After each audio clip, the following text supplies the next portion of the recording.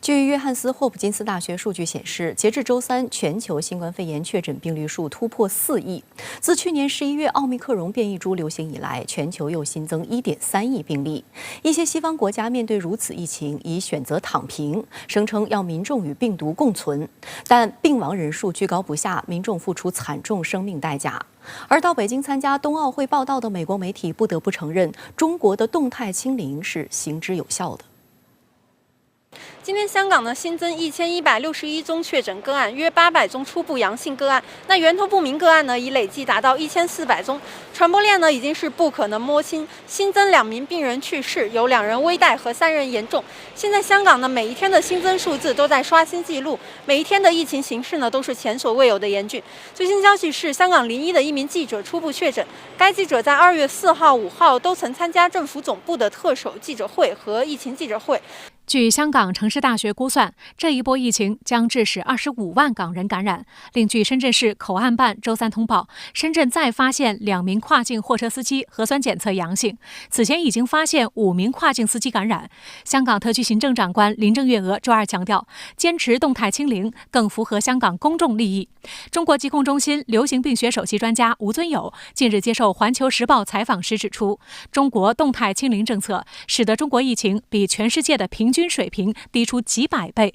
这些数据足以证明，动态清零不仅对疫情防控、减少死亡病例行之有效，同时对社会经济发展也非常有效。他表示，虽然说局部疫情的爆发会对少数人造成一些影响，但是从全国一盘棋的角度而言，动态清零政策是到目前为止最佳的防控方式。在疫情最严重的美国，截至上周五已经病亡超过90万人，而从病亡80万人到90万人只用了约50天时间。这一冰冷冷的数据揭示，奥密克戎绝非境外一些媒体报道的那样病死率低。对于一些西方机构及媒体预测新冠大流行将在短期结束的说法，吴尊友表示，虽然病毒流行的趋势肯定会逐渐减弱，但这种观点的科学依据并不充分。从全球来看，3月份之后本轮疫情流行很可能将减弱，但全球已经经历了多轮疫情上升及下降。西方一些国家躺平抗疫的同时，还攻击中国行之有效的动态清零政策。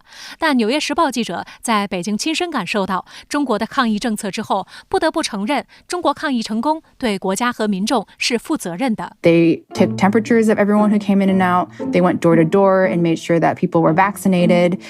And they were really filling in the gaps for what the high-tech solutions couldn't do. And I think this combination of this high-tech plus just sheer manpower really made the government's zero COVID policy a huge success. Meaning that there was zero COVID in China? People in China were able to live largely normal lives. I mean, they had to wear masks. They still had to measure their temperatures when they went into places.